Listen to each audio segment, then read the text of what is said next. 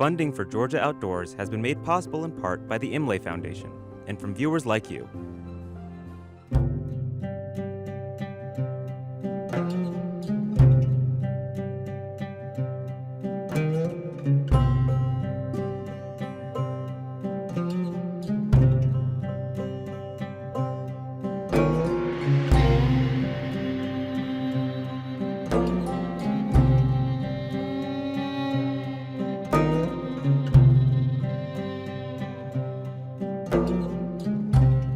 In southwest Georgia, near Bainbridge, there's a town you may well have never heard of.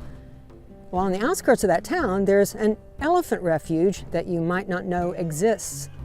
Well, we were there from the day the refuge started building when the fences went up until several years later when the elephants came in. Near the Georgia-Florida line is the small town of Attapulgos. It's mostly suburbs and rural land. As of 2020, Attapulgos had a population of 454.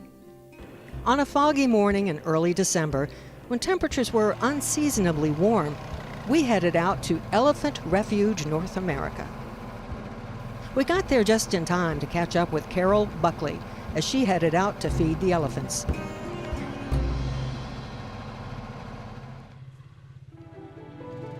This is Beau, a retired circus elephant following Carol and the food. Carol is the founder and CEO of this sanctuary. She is also head of Elephant Aid International, which does a lot of work helping elephants in Asia. She feeds the elephants twice a day, and Carol is picky about what they get. Elephants need abrasive vegetation to wear their teeth down. They get 6 sets of molars in their lifetime. The older teeth need to be worn down by the time a new set is trying to push up. This is just supplemental food. Most of their diet comes from grazing, which they do for hours every day. This is Tarra, the other elephant. Tarra is a female that may well be Carol's best friend. That leads to an amazing story about this elephant and Carol that I'll get to later. We were with Carol years ago when the sanctuary was under construction. You're in Georgia. We get to have elephants in Georgia. Who knew? And what a great place, perfect place. I mean, we're talking about the climate, the topography, the vegetation, the rainfall, everything, the mild winters, the 50 inches of rain here, humidity, all of these things that are very important for elephants. And of course, this piece of land is just glorious. How many acres? 850 acres, and it is nearly all usable by the elephants. So there's no extremes. There's the rolling hills, a gentle up and down. And when you look and you've got this nice rolling hill that goes down, and then you see really dense wooded area, you know you have a spring head right there and a creek that runs out of it. 2 sets of fences around the entire property, grading the land, building an elephant barn. It took a lot of planning and a lot of donations to make this happen. Then Carol had to wait until 2021 to get elephants. The first is a castrated male elephant named Beau. She was expecting females, but watch this video and you'll witness his charm.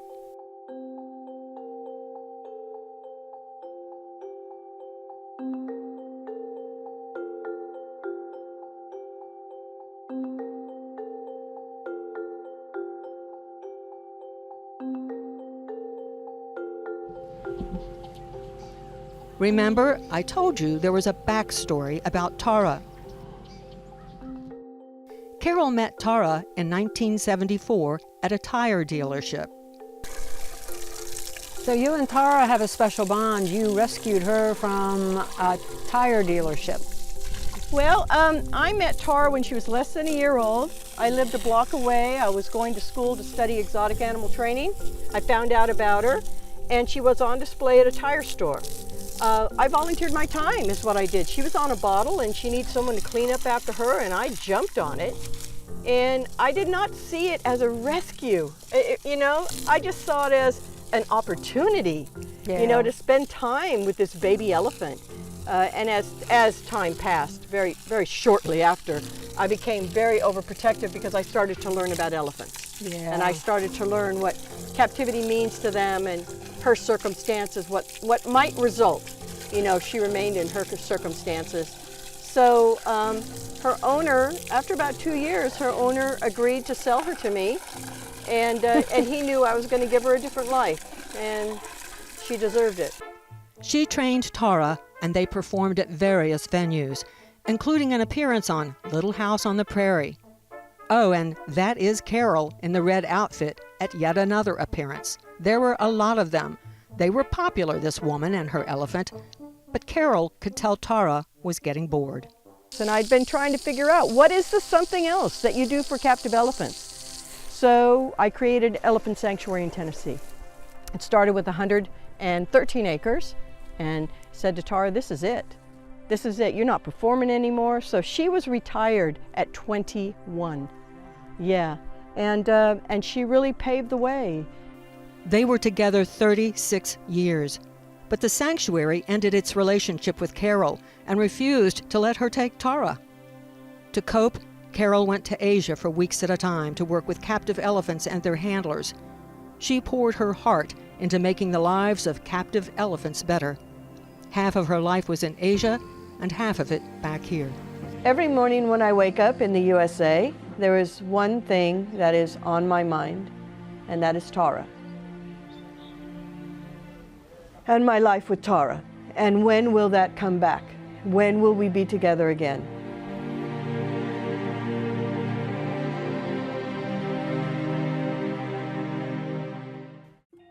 It took 11 years of legal wrangling, but it finally led to this. Tarra arrived at the sanctuary and picked up with Carol like old times. And here she is in Georgia, running beside Carol's cart, the two girls together again.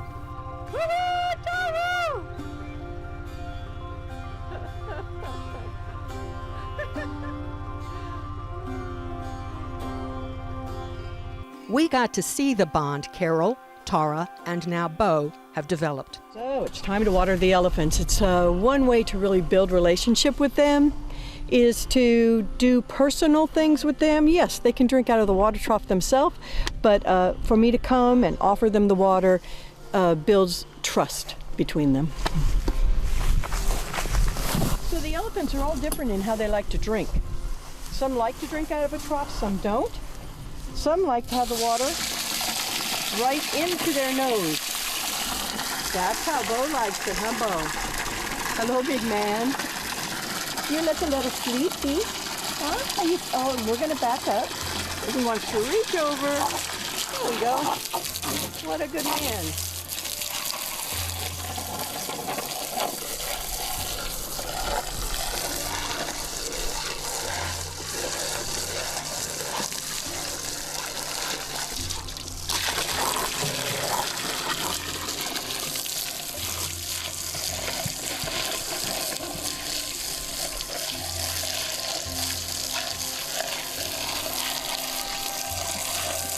Very thirsty boy.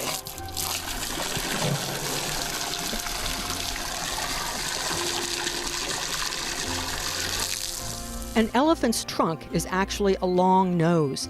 They use it to smell, breathe, drink, trumpet, and grab things like food. There are about 40,000 muscles in that trunk. There we go. Good boy. That feels good, doesn't it? Huh? Yeah, good boy. Good boy, Beau.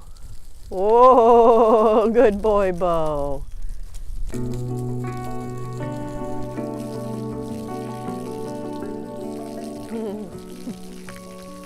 Silly, silly man. Silly man. Thank you for letting me wash your face. That's all you want, huh? No more? Look at you, you need a whole body bath. Mala, where's your toy? Where's your toy? It's out here somewhere. Where is it? The ease with which Carol mingles with elephants is sweet to watch. She talks to them as if they are her children, and I guess in a way they are. Silly boy. Very silly boy. Yeah.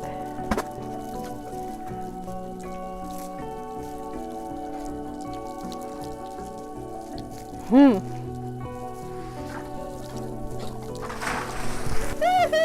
You got me too.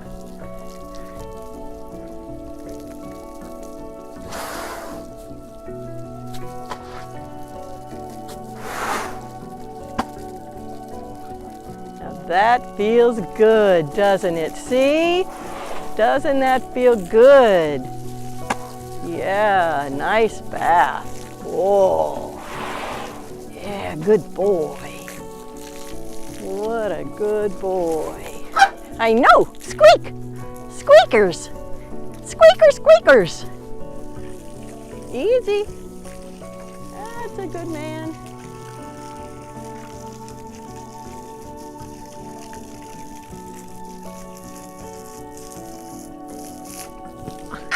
Are you doing that to get me wet? Well, really? Doing that to get me wet? I'm not the one who needs a bath. You're the one who needs a bath. That's going to be a big trunk full of dirt. That there is. There we go. Woo! Elephants throw dirt on their backs to keep insects away and keep the sun off their skin. About the time Tarra was getting water, Beau rolled over, showing complete trust, especially since there are two strangers watching. The silver caps on his tusks were put there to protect the ivory. He used to sleep on concrete, which would wear down the ivory tips. Carol is right about elephants being different. Tarra gives herself a bath and likes to get her water in the mouth. Carol, is she talking? Yep, she's saying, I want my pumpkin. Oh. Where's my pumpkin? He got one, now he got a second one. So you're going to give her a pumpkin. Yep, elephants like pumpkins.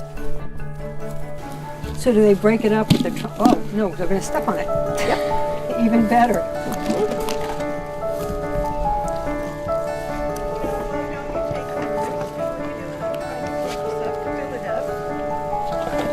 So Carol, luckily I asked you first, can we talk to the elephants? And you said no. Explain why. Well, it's almost a tease because the elephants don't know you. You're going to be here for an hour and then you're going to leave. So instead of imposing yourself into their world, I prefer that you observe their world. If you were going to stay and be their family, whole different story. Then you develop a relationship with them. But otherwise, you just silently observe. And they know I'm here. Of course they know you're here. They know everyone that's here. They also know you're leaving. But I agree with you. I do think Beau was showing off a bit. Of course he was. It was very cute to watch him because when I'm out here just watering or, refilling the water tank, he's just laid back and, lets Tarra stand right next to him for the water. But he got a lot of attention with the bath. And he knew other people watching. I mean, they really pick up on the energy around them. So he picked up on this energy of admiration. And he's like, well, here, you can admire me more. Watch me. It's kind of like a kid. Elephant ears act as a cooling system. They can pump all their blood through their veins in the back of their ears every 20 minutes. Elephant eyes are only slightly larger than humans. They are on either side of the head, so they see at an angle, and that keeps their range of vision at only about 30 feet. Yeah, they're incredible, aren't they? Yeah, they're amazing. And put in a healthy environment where they have autonomy and they get to make their choices, and we don't put our expectations onto them, and we don't put our human schedule and human routines onto them. They really do blossom. They do really well. So my goal is to support each individual in what that one needs to feel safe, to feel appreciated, to feel that they have autonomy, and each one is different. So to support that in that individual elephant and work to not have me be a significant component to their world, but that they know I'm in their life, because I'm not there 24/7. Yeah. But other elephants are there 24/7, and you want them to develop that kinship with them. She has spared no expense to make this refuge top of the line. The fencing alone cost thousands of dollars. And I didn't realize it would take so long to get elephants. That really caused me to pause and say, have I misread something? You know, it took us 5 years to get our first elephant. And of course, first we got the dog, the dog that wasn't supposed to be here. And it was like she opened some door. So the dog comes, and then Beau comes, and then Tarra comes, and the dog gets along with both the elephants. So it was just like, that was supposed to happen. And apparently it was supposed to take 5 years because there was a lot of growth that was happening, both on the property and internally for me. You had to build a barn. Yeah, we had to build a barn. We had to put up 60,000 feet of fencing. You know, then we had to replace the fencing when Hurricane Michael came through, and you know, and get to know the community. And for me, it really caused me to just slow down, because I'm sort of a zoomy person. No. Yeah, and so it caused me to slow down and say, okay, just accept this one day at a time. You know, one day, today did this. And like you say, I'm on the tractor. I love my tractor. I love my bend track, and I do all the mowing and all the sculpting in the habitat, and I love it. And I feel like I was preparing for elephants to come, and now they're here. She did not expect her first elephant to be a male, but Beau made quite the entrance and is very gentle. There are 4 more elephants she thinks will come in the not-too-distant future, but Carol puts the limit at 10. All this for 10 elephants. Like Beau and Tarra, they will be Asian elephants. African elephants are much larger.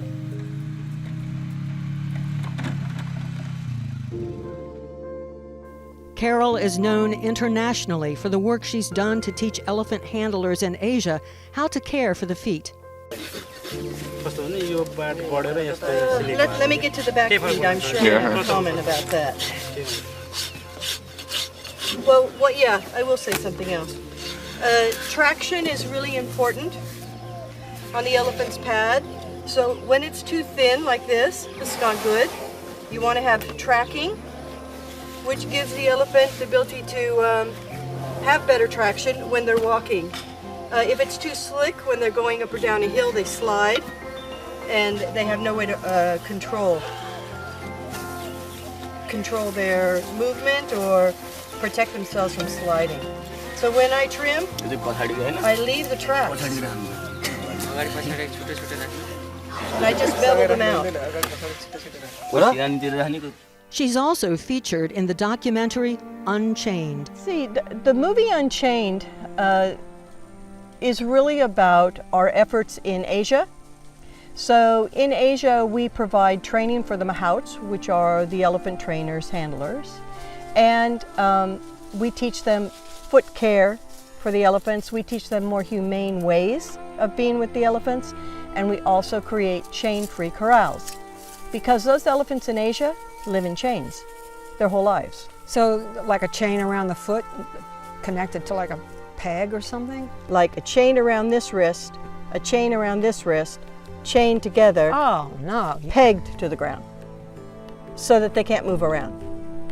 And that is their life when they're not doing elephant rides. They're pegged to the ground. Here's a clip from Unchained.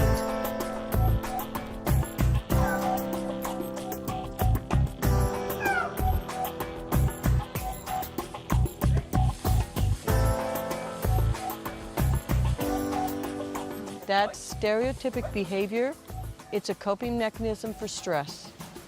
You do not see it in wild elephants at all. It's a captivity-induced behavior. And they'll rock back and forth, bob their head. It's their way of coping with the insanity of the boredom. I mean, he's on chains 24 hours a day.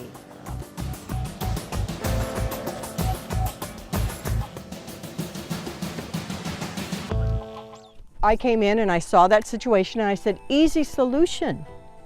We simply put up chain-free corrals, horse fencing, electric fencing, that is just a little battery pack. It can't kill anything. It just gives you a little zap and you go, oh, I'm not going to touch that. Elephants are highly sensitive to it. They don't even have to touch it. They hear it because it goes click, click, click, and they feel the vibration. And they stay away from it. So I said, let's build these chain-free corrals and let's see how the elephants do in it. We started out with one corral. It was so successful that we built a corral for all 5 elephants that live there. So it's called a hati sar. Hati is elephant, sar is home, so hati sar, elephant home. So we built corrals for all those 5 elephants, and it was so successful that the government of Nepal approached us and said, please build chain-free corrals for all 63 of our elephants. Wow. And we did. It was amazing, truly amazing.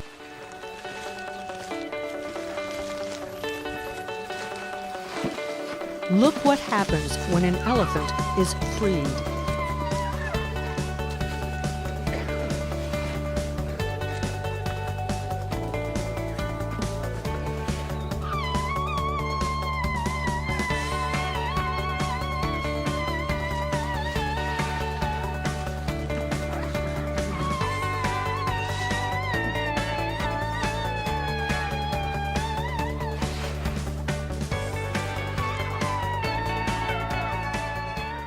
Watching elephants that can do anything they want is eye-opening. For example, Beau loves the little dog, as you can see in the sanctuary video. Here's an elephant playing with a dog, a scene I could never imagine. This sanctuary was not cheap. The fences, grading the land, and even the barn. $500,000 for that fencing. But if you're going to do an elephant refuge right, then you got to have the right space, enough space, and you got to fence it in. This barn took 2 years to build. I thought it was to keep the elephants in at night. No one makes them come in. So this is the barn, and it's to keep the elephants in. You put them in here at night, just a safe place? No, actually, the barn is for when there is cold weather, that the elephants have access if they choose. Okay. So it really is, we call it free choice access. Doors are open, they come and go. There's infrared heaters that will turn on, and so if they want to warm themselves up, they can. But basically, we never lock anybody in against their will, because that's that's part of the philosophy is autonomy. Once they have autonomy, it's very much like us. When you know you make your own choices, you know you have the right to make your own choices, but you have a good support system and team, then you end up making good choices, and you feel good about yourself, and your self-esteem is improved, and therefore your welfare is. Carol taped this video as an example. So we had a storm come through last night. The temperatures dropped from 77 down to about 35, 36. And this morning, the wind was quite chilly. So the elephants decided that they did not want to go out, even though they can, because the door is open. But they chose to stay inside. So this morning, they are getting bamboo.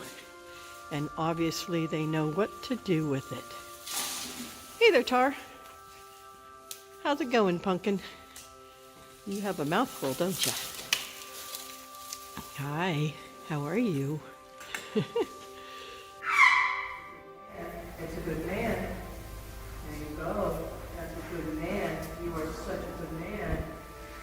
Carol has worked with elephants 47 years. She uses positive enforcement to train, which can be seen here. She asked Beau to get down on his side. No yelling, no hitting with a stick. She just asks him. And Beau voluntarily lies down so that a vet can insert a new microchip. Mind you, Beau weighs 10,000 pounds and is more than 10 feet tall. There you go, right there. That's a good man. That's a good man. That's a good man. You are the champ. You know that? I have never found the word or words to describe why I have such an attraction and care so much about elephants. So I don't need the words. I just know that it's there, and elephants are an inspiration to me. They're so evolved, and they're wise, and they're kind, and they're vulnerable, and ultimately they can be damaged in captivity. So the better we know each individual elephant, we can make their life better. So I don't know, they're just special. They're very special. They're very incredibly evolved, and bodies of emotion. These elephants, and you saw in the time that you've been here, they're talkative, they're sociable, they interact, they're aware of themselves, they're aware of you. You know, they're aware of their environment. They're a really interesting species. I'm guessing you want to know if you can go visit the elephant sanctuary. Well, this refuge operates under authentic sanctuary philosophy, and that means it cannot be open to the public. However, if you go to Elephant Aid International's website, there are cameras around the property, and you may well catch a glimpse of Beau or Tarra clowning around. I hope you get to see them. I'm Sharon Collins. We'll see you next time.